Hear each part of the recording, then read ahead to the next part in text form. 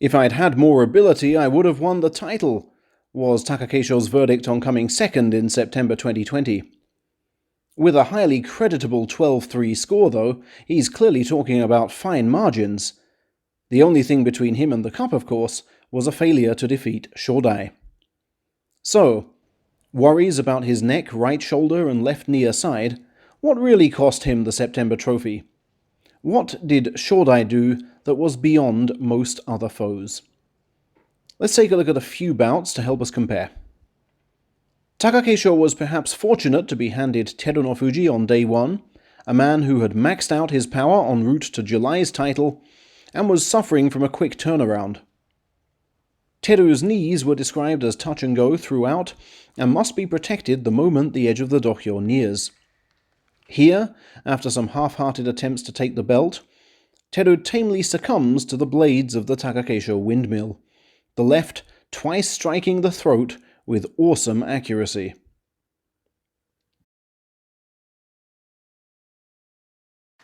No trouble was expected against Myogiryu on day 2 and none came.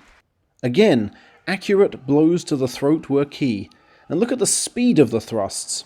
Just half a second between those two precise lefts, and a right thrown in between them.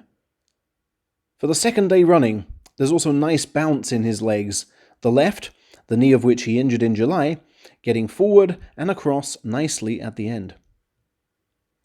But then comes day 3, where he turns up for a Sakae slugfest with Hokuto Fuji and gets surprised. True, we're all used to seeing these two whack lumps out of each other, but bruiser Hokuto Fuji is surprisingly possessed of finesse, on occasion. Here, a deft left-hand parry and backward step tricks the Ozeki into pulling, with Hokuto Fuji's hips now at the perfect height to charge. It's finesse that should be used more often, and that Takakeisho especially will have to factor in to future bout strategies. After defeat of Tamawashi on day 4, Takakeisho impresses on day 5 against Okinomi, pinning him with the pectoral attack and making cleaner contact than before with the right, which his foe's taped bicep really doesn't appreciate. That was pretty easy. On day 6, Terutsuyoshi brings destruction upon himself when deliberately hitting Takakeisho very straight on this false start. He had no intention of doing the same in the actual bout, and I suspect that Ozeki knew.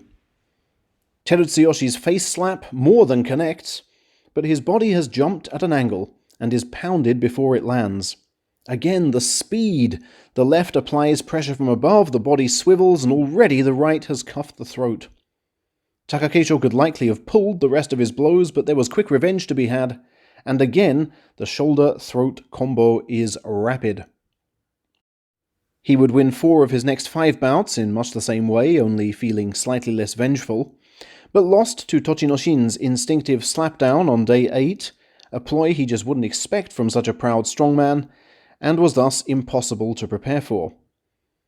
He won't be judging this book by its cover anymore.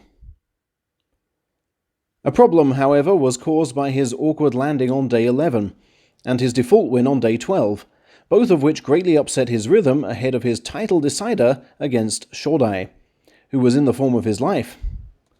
As you know, Shodai has an unusual initial charge, which upends all orthodox sumo wisdom. His hips are high and his chin is way up. However, against Takakeisho especially, this really works. Where the Ozeki's right would be expecting to hit shoulder, it instead hits armpit and gets wedged inside. No clean contact at all. Worse still, Shodai's left has slotted nicely into Takakeisho's armpit, meaning that even when his second throat jab connects, which it really does, Shodai already has the upward parry in place.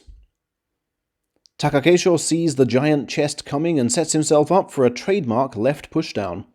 But where his hand would normally hit shoulder, it instead bounces off upright Shodai's bicep.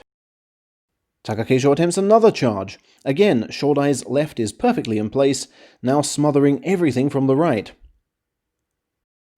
Keisho's left hand tries to make headway but is torpedoed by Shodai's right. Now, here is where the Sekiwake's improving legwork kicks in. To end fears of a left pushdown, Shodai has to shift rightwards, and look at how adeptly he does so. The right foot, back, slide, and hop, transforming their angles, and making a grab for an exposed left arm at the same time. A panicked Takakeisho overcompensates with a haymaker from the right, met again by an exquisite counter palm, which knocks him forwards and into the final arm lock. It was a mortifying defeat for the newly engaged Ozeki, one that not even crushing victories over Tobizado and Asanoyama, analysed in other videos, could make up for. To defeat Shodai in November, Takakeisho's right hand will have to be more effective. To that end, he's already resumed work on his thrusting assaults and generating extra power, with weight training heavily involved. As no Ozeki has won the title in nearly 4 years, he feels immense pressure to end the barren run. Will a successful rematch with Shodai hold the key?